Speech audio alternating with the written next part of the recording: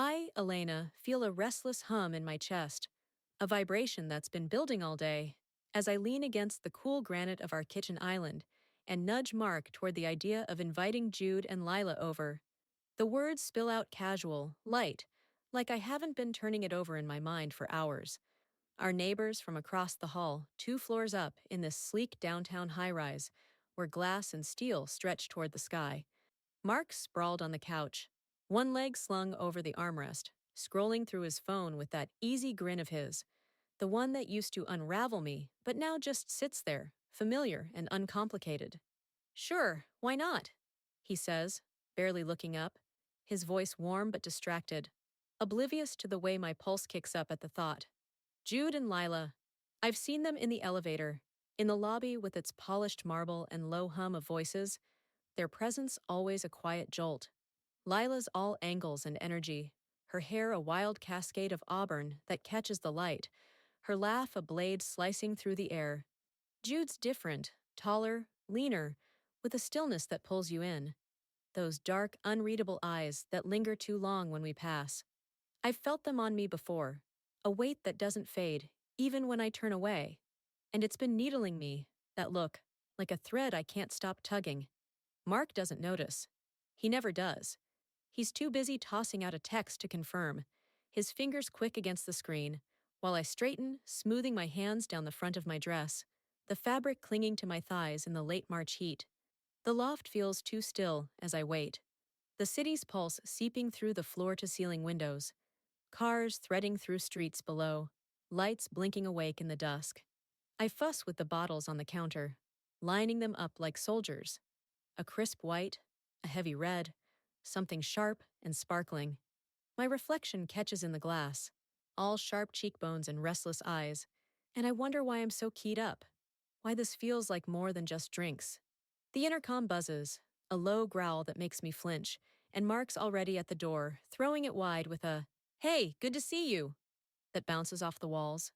Lila sweeps in first, her heels clicking against the hardwood, her laugh piercing the room like a shard of glass, bright and unyielding. "Elena, this place is unreal," she says, spinning to take in the open space, the exposed beams, the way the city sprawls beyond us like a living thing. Jude follows, slower, his frame filling the doorway for a beat before he steps inside. He's in black, jacket, shirt, jeans, like he's carved from the shadows pooling in the corners, and that quiet looms with him, a storm waiting to break. His eyes find me instantly, cutting through the chatter, and my throat tightens, a sudden dryness I can't swallow down. "Hey," he says, voice low, rough at the edges, and it's just a word, but it lands heavy, settling somewhere deep. Mark's clapping him on the shoulder, steering him toward the couch, oblivious as ever, while Lila is already rifling through the playlist, her energy a live wire sparking against the room. I move to the counter, grabbing the red, the bottle cool and smooth under my palms. The cork twists free with a soft pop, and I pour, the liquid glugging into glasses, deep and rich, staining the sides with its weight.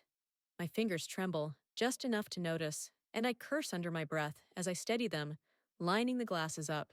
Mark's laughing at something Lila's said, his head tipped back, and I feel Jude before I see him, his presence sliding closer, a heat that prickles along my arms. I turn, offering a glass, and his hand brushes mine as he takes it, deliberate, the pads of his fingers rough against my skin. My breath stumbles, caught somewhere between my ribs, and those eyes are on me again, dark and steady, peeling me open in a way that makes my stomach lurch.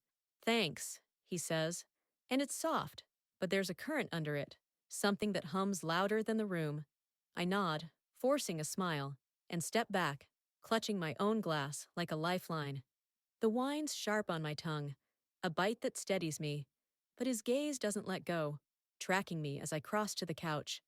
Mark's sprawled next to Lila now, his arm slung along the cushions, and she's leaning into it, her knee brushing his as she talks, her hands slicing the air. I sit opposite, the leather cool against my legs, and Jude settles nearby, his silence a contrast to their noise. The city glints beyond the glass, restless and alive, and I sip again, the taste grounding me, even as my pulse races, uneven, like it's trying to outrun something. Lila's voice cuts through, sharp and bright. Elena, you've got to tell me where you found this rug. It's unreal. And I answer, my voice steady enough, pointing to some boutique downtown. But Jude's watching, his glass tilting in his hand, the wine catching the light, and I feel it, that tilt. The night already unsteady, veering towards something I can't name. Mark laughs again, loud and loose, and I wonder if he catches it too. The way the air's shifting, the way Jude's eyes don't leave me, the way my fingers tighten around the stem of my glass, waiting for whatever comes next. Mark's laughter grows louder as the evening deepens, a rolling sound that fills the living room and bounces off the high ceilings, grating against the restless hum still buzzing in my chest. He's sprawled on the couch, one arm flung wide along the cushions, his hand brushing Lila's arm in a way that knots my stomach tight. It's casual, I tell myself, just a graze, a nothing. But the way her sleeve shifts under his fingers, the way she doesn't pull back, makes the air feel jagged. We're all here now. The city lights glinting through the massive windows, sharp and cold, casting long shadows that stretch across the furniture like fingers reaching for something they can't hold. The loft hums with the distant pulse of downtown, a heartbeat that syncs with my own, unsteady and too fast. Lila leans into him, her shoulder brushing his chest, her voice teasing as she tosses out some story about a rooftop bar they should try. You'd love it, Mark, she says, her tone light but edged with something that prickles my skin. Her auburn hair spills over one shoulder, catching the glow of the pendant lights, and he nods, grinning, his eyes crinkling at the corners, like they do when he's genuinely hooked. I tell myself it's just the wine loosening them both. The bottle on the coffee table's half empty now, its dark red contents sloshing against the glass, as Lila nudges it with her foot. My own glass sits heavy in my hand, the stem cool against my palm, and I take a sip, letting the tartness bite my tongue, trying to ground the unease coiling inside me. But then Jude shifts closer to me on the couch, the leather creaking under his weight, and my focus splinters. His knee grazes mine, a slow drag of denim against the bare skin below my dress, and it's not accidental. Nothing about him feels accidental. My pulse races, a wild thudding that echoes in my ears, drowning out Mark's next laugh. Jude's eyes are steady, piercing, dark pools that lock onto mine and don't let go, and the heat of him radiates through the narrow space between us. I can smell him now, something earthy, like cedar smoked over a low fire, cutting through the wine's sharpness, and it pulls at me, a thread I didn't know was there until it started unraveling. Mark's still talking, his hand resting on Lila's arm now, fingers curling lightly against her skin, and I watch it happen like it's someone else's life unfolding across the room. Jealousy tangles with a strange pull toward Jude, a current that drags me under, even as I fight to stay afloat. Lila's laugh rings out again, high and bright, and Mark matches it, his head tipping back, oblivious to the way my jaw tightens, the way my nails press into the meat of my palm. I can't decide if I'm furious at him, his easy, careless drift toward her, or at myself for letting this night edge so close to a line we've never crossed, a boundary I didn't even know I wanted to test until now. Jude's knee presses harder, just enough to make me shift, my thigh brushing his, and the contact sends a jolt up my spine. Not sharp, but deep, like a tide turning. I glance at him quick, and he's still watching, his glass balanced in one hand, the wine tilting with the slow roll of his wrist. You okay? He asks, voice low, rough like gravel underfoot, and it's the first thing he's said in a while, cutting through the noise like a blade. I nod, too fast, my lips parting to answer, but nothing comes out. My throat's dry despite the wine, and I take another sip, the liquid sliding down cool and bitter, steadying me even as my skin feels too tight, too warm. Across the room, Mark's leaning closer to Lila now, his shoulder bumping hers as he points at something on his phone, their heads bent together. Her fingers brush his wrist, lingering, and I feel it in my gut. A twist, a pull, a heat that's not just anger anymore. Jude's hand rests on the couch between us, inches from mine, and I catch the faint roughness of his knuckles, the way his veins stand out against his skin, strong and quiet. My breath hitches. A small sound I hope he doesn't hear, but his eyes flick to me, and I know he does. The city hums beyond the glass, restless and alive, and I wonder how it got this far. Mark slipping away, Jude drawing closer, the night tilting under me like the floor's giving way. Lila's voice spikes again. No way! You've got to show me that! And Mark's grinning, scrolling faster, their laughter weaving together. I should say something, pull him back, but my tongue feels heavy, stuck, and Jude's presence anchors me here. His knee still pressed to mine. A silent question I don't know how to answer. The wine glass trembles in my grip. Just a flicker. And I set it down, the clink against the table too loud in my ears. Jealousy burns, but it's muddled now, laced with something else. Something that flares when Jude leans in. Just a fraction. His breath warm against the shell of my ear. He doesn't see it, he says. So quiet it's almost lost, and my heart lurches, caught between rage and the dangerous thrill of being seen. I slip to the kitchen for a moment of air, the living room's clamor pressing too hard against my ribs, Mark's laughter and Lila's bright chatter twisting into a knot I can't untangle. My bare feet hit the cool tiles, a shock that steadies me, and I brace my hands on the counter, the granite smooth and unyielding under my palms. The city's glow filters through the windows, a muted haze that dances across the steel appliances, and for a second, I can breathe, until Jude follows. His footsteps are soft, a whisper against the tiles, but I feel them before I hear them, a ripple through the stillness that makes my shoulders tense. I don't turn, not yet, but the space shifts, alive now, electric with his nearness, and I know he's there, close enough to change everything. Mark and Lila are still out there, lost in their own bubble.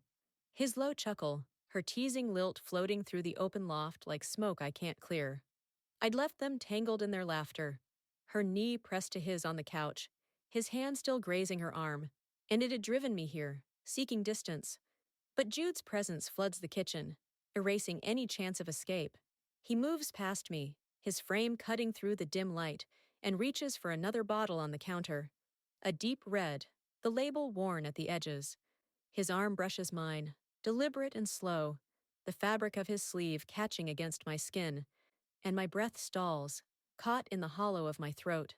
The faint scent of his cologne hits me, something earthy and sharp, like cedar snapped under heat, and it coils around me, tugging at senses I'd tried to bury. My loyalty to Mark flickers, a thin flame stretched taut by the heat of Jude's nearness, and I wonder how we slid here so fast, how a night of drinks turned into this, a current pulling me under while Mark drifts further away. Jude twists the cork free, the soft pop echoing in the quiet, and pours, the wine glugging into a fresh glass, dark and heavy. It spills a little, a red streak blooming on the counter, vivid against the pale stone, and I watch it spread, a slow stain that mirrors the mess in my chest. His hand hovers near the bottle, steady, and then his fingers linger near mine, not touching, but close enough that I feel the warmth radiating from his skin, the roughness of his knuckles a shadow against my own. I don't pull away. I should.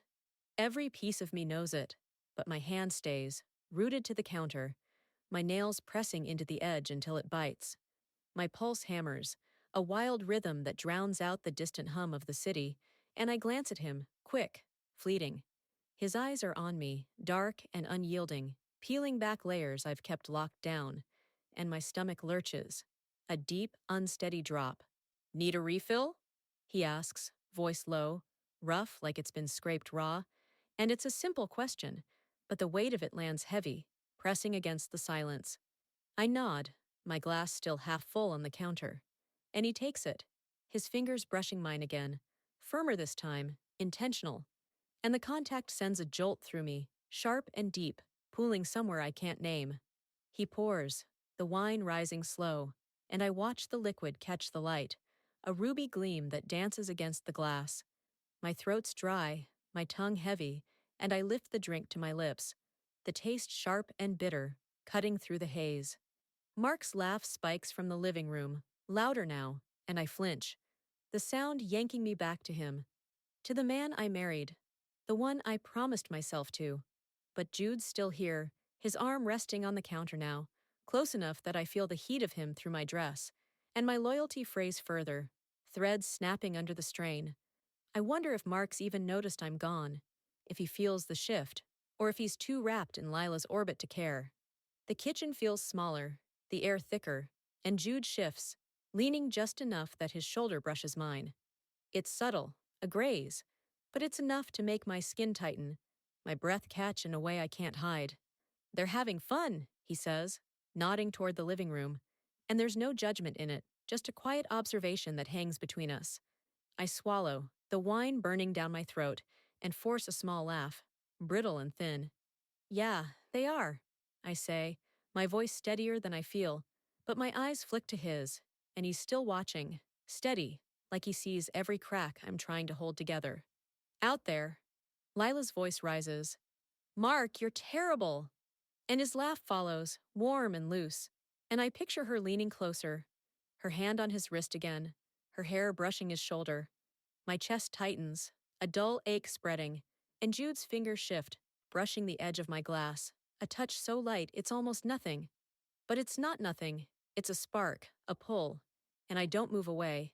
The wine stain on the counter glistens, a mark of how far this night slipped, and I wonder how much further it'll go, how much I'll let it, with Mark's laughter echoing and Jude's heat anchoring me here, teetering on the edge of something I can't turn back from. The living room sprawls before me, a tangle of shadows and muted light, the city's restless glow seeping through the floor-to-ceiling windows.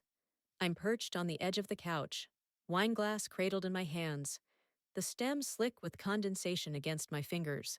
My gaze snags on the balcony beyond the glass doors. Mark and Lila, framed against the jagged skyline, their silhouettes swaying like reeds caught in a current. Her hand rests on his chest, fingers splayed over the fabric of his shirt, and his head dips toward her, too close, their laughter a faint hum beneath the pulse of the city. The sight twists something deep in me, a knot of heat and pressure tightening behind my ribs, rage surging up like bile, bitter and scalding. I grip the glass harder, the cool edge biting into my palm. But then Jude's hand finds my knee under the table. The weight of it lands firm and unyielding, a sudden anchor that cuts through the storm brewing in my chest. We're still inside, tucked away from the others, the low hum of the loft's air system masking the thud of my pulse. His fingers press into the bare skin just above my kneecap, warm and deliberate, and my breath falters, tripping over itself as it escapes my lips. The tablecloth drapes over us, a thin veil hiding the point where his touch meets me, and I feel the heat of it radiating upward, threading through the taut muscles of my thigh. Mark and Lila don't see us. They're lost in their own orbit, her auburn hair catching the balcony light as she leans into him, her slim frame swaying against his broader one.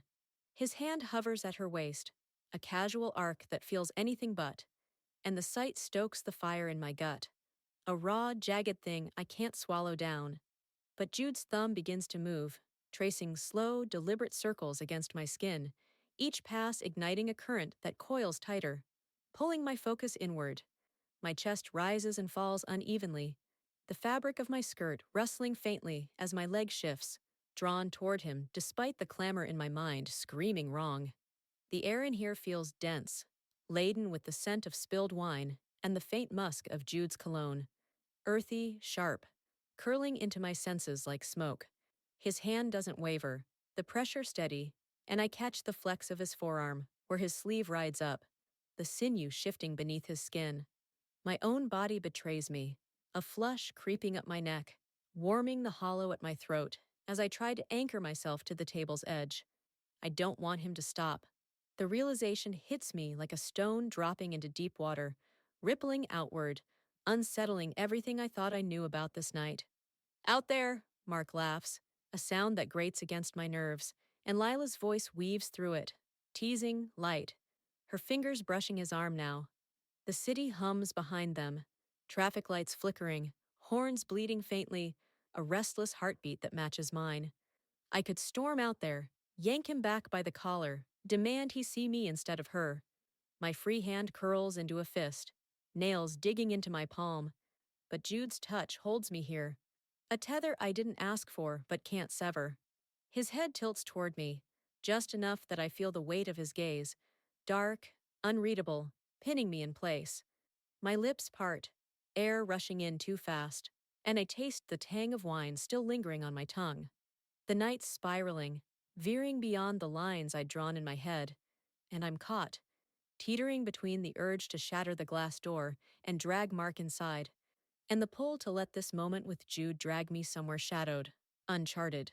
His thumb pauses, pressing harder for a beat, and my pulse leaps, a wild thing battering against my ribs. The table creaks faintly as I shift, my knee brushing his, and the contact sends a jolt up my leg, electric and unbidden.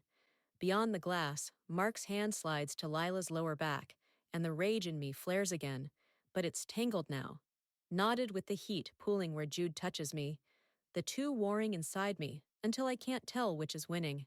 The living room's haze clings to me as I follow Jude, the air thick with wine and laughter that no longer feels mine. My heart slams against my ribs, a relentless thud that echoes in my ears, drowning out the hum of the city beyond the windows.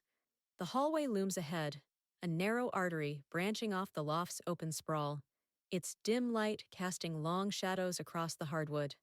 My bare feet press into the cool floor, each step a quiet pulse, and Jude moves ahead of me, his frame lean and deliberate, the roll of his shoulders steady under his dark shirt.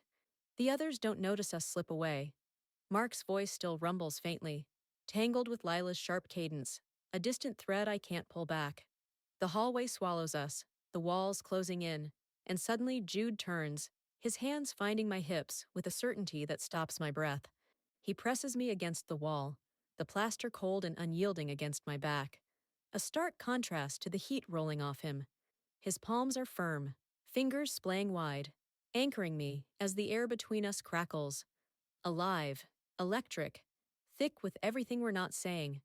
My chest heaves, the fabric of my top brushing against my skin with each uneven inhale, and guilt gnaws at me, a dull ache low in my gut. Mark's out there, somewhere, swaying with Lila, his hands on her, his laugh a blade I can still hear if I strain for it. But Jude's nearness drowns it, a tide surging over the jagged edges of my conscience. His face hovers close, the faint stubble along his jaw catching the hallway's muted light, and his lips part, just enough that I feel the warmth of his breath graze my skin. It's a current, soft and insistent, brushing the curve of my mouth, and my head tilts back against the wall, the motion instinctive, unbidden. My pulse races, a frantic rhythm hammering at the base of my throat, and the scent of him floods my senses. Earthy, sharp, a trace of leather and smoke that coils into me.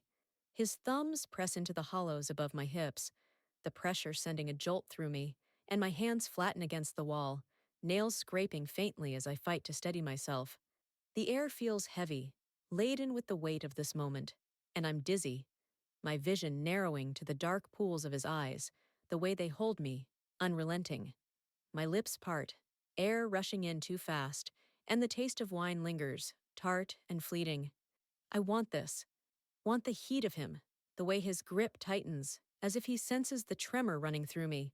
It's a pull I can't name, a gravity that drags me toward him, even as the edge of something irreversible yawns beneath my feet. My knees weaken, a faint buckle I catch with a shift of my weight, and his chest brushes mine. Brief, electric, the fabric of his shirt rasping against my own. Out there, the living room hums on, oblivious, glasses clinking, Lila's laugh slicing through the din, Mark's voice a low undertone. I should pull away, storm back, reclaim what's slipping through my fingers. But my body leans into Jude instead, the heat of his palms searing through my skirt, and the guilt twists tighter, knotted with a hunger that blooms low in my belly, spreading like ink through water.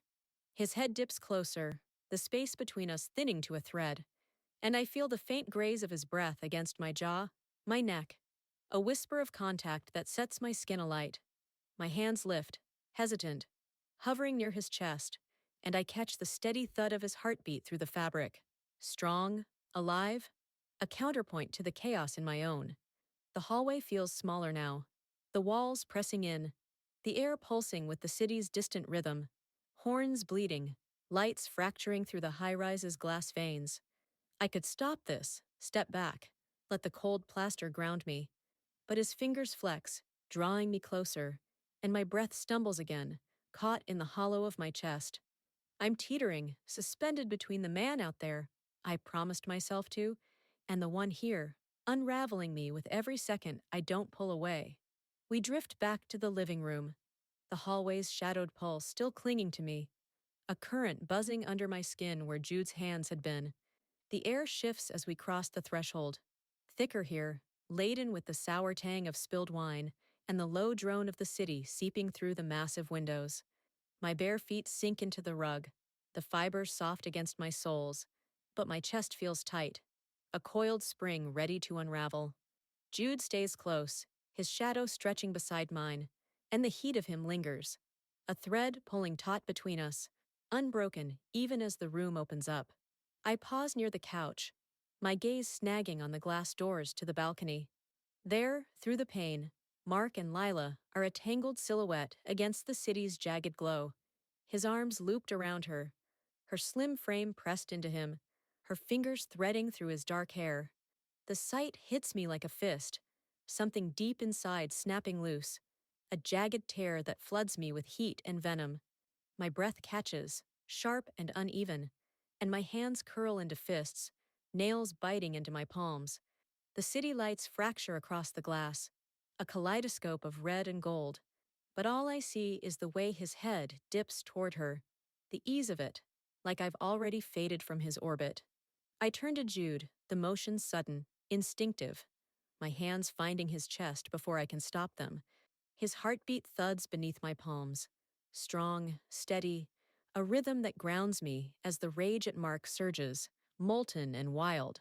The fabric of his shirt is warm, faintly damp with the night's heat, and my fingers press harder, feeling the firm planes of muscle beneath. His hands slide to my waist, his grip tightening, fingers digging into the soft curve above my hips, and the contact sends a jolt through me, electric, alive, stoking the fire already burning in my gut. My pulse hammers, a frantic beat echoing in my ears, and I lean into him, letting the anger fuel me, a tide I ride instead of fight. The city's restless noise, horns bleating, engines growling, fades to a dull hum, swallowed by the heat rolling off Jude. His breath brushes my temple, warm and uneven, and the scent of him floods me again, earthy, sharp, a trace of smoke that coils into my lungs. My head tilts, my hair grazing his jaw, and the rough stubble there rasps against my skin, a fleeting scrape that sets my nerves alight. His thumbs press into my sides, the pressure firm, possessive, and my knees buckle faintly, a tremor I catch with a shift of my weight. The room blurs at the edges, the furniture and shadows melting away, and all I feel is the heat of his hold consuming me, a gravity I can't escape. Somewhere nearby, a glass topples, maybe from the coffee table, maybe the counter, a brittle clatter followed by the soft splash of wine pooling on the floor. The sound registers dimly, a ripple in the haze, but no one turns. Mark and Lila are still out there, lost in their own unraveling, and here, Jude's hands slide higher, tracing the dip of my waist, pulling me closer until my chest brushes his. My breath stumbles, caught in the hollow of my throat, and the wine's sharp scent rises from the floor, mingling with the musk of him, the air heavy with it. My fingers flex against his chest, nails scraping faintly, and his grip tightens in response, a silent answer that drags me deeper. The balcony doors rattle faintly as a gust sweeps through, but I don't look again. Can't. The rage at Mark burns brighter, a flare that feeds this moment, and I press myself closer, the heat of Jude's body a balm and a blade all at once. My neck arches, the pulse there leaping under my skin, and his head dips, his breath grazing my jaw, my ear, a warmth that sends a current racing through me. The loft feels unmoored, the night spiraling beyond reason, and I don't care. No one notices the wine spreading across the hardwood, dark and glistening, or the way we're all too far gone to pull back now. The glass doors groan as Mark stumbles back into the living room, his broad frame swaying, unsteady against the city's restless glow filtering through the windows. His eyes are glassy, the hazel dulled to a murky sheen, reflecting the loft's dim light as he lurches forward. Lila trails behind him, her slim fingers tugging at the hem of her dress, smoothing the fabric over her hips with quick, nervous jerks. Her auburn hair is mussed, strands clinging to her damp neck, and the sharp edge of her laugh cuts through the air, brittle, unsteady, a sound that grates against my raw nerves. My chest tightens, a vice clamping down, and the heat of Jude still lingers on my skin, a phantom weight where his hands had been. He steps back from me now, silent, his presence retreating like a tide pulling away from shore. But his gaze stays heavy, dark, unyielding, boring into me as I turn to face Mark. My husband's shirt is untucked, the collar askew, and his hand brushes the doorframe, fingers grazing the wood as if testing its solidity, as if he's already halfway out of this room, this moment. His lips move, a slur tumbling out, something that might be an apology, might be my name, but it's hollow, a sound swallowed by the thick air before it can land. He won't meet my eyes, his focus darting to the floor, the wall, anywhere but me, and the avoidance stings, a fresh wound slicing through the tangle of my chest. My tongue presses against the roof of my mouth, tasting the bitter edge of my own choices, a sour bloom that mixes with the wine still clinging to my breath. My hands flex at my sides, fingers curling inward, nails biting into my palms as I stand rooted to the rug. Jude's heat fades behind me, but I feel him watching, his silence a weight that presses against my back, expectant, like he's waiting for me to break or bend. My pulse throbs, a dull hammer at my temples, and the loft feels suffocating now. The walls too close, the air laden with the musk of sweat, the sharp tang of spilled wine, and the faint citrus of Lila's perfume hanging like a fog. Mark sways again, his shoulder brushing the doorframe, and his hand drops, knuckles grazing the wall as he steadies himself. His breath is loud, uneven, carrying the bite of bourbon, and I see the flush creeping up his neck, the way his jaw clenches, then slackens. Lila hovers near him, her laugh rising again, nervous, jagged, a sound that splinters the tension rather than eases it. She adjusts her dress once more, her fingers trembling faintly, and her eyes flick to me, then away, quick as a bird taking flight. My stomach knots, a cold coil threading through the heat still pulsing from Jude's touch, and I wonder if Mark saw us, if he felt the shift in the air, the way I'd leaned into someone else. The city hums beyond the glass, a relentless pulse of horns and distant engines. But in here, the silence between us stretches taut, ready to snap. My bare feet shift on the rug, the fibers catching against my soles, and I feel the hardwood beneath, cool and unyielding. Jude's shadow moves faintly. I catch it in the corner of my eye, the lean line of him against the wall.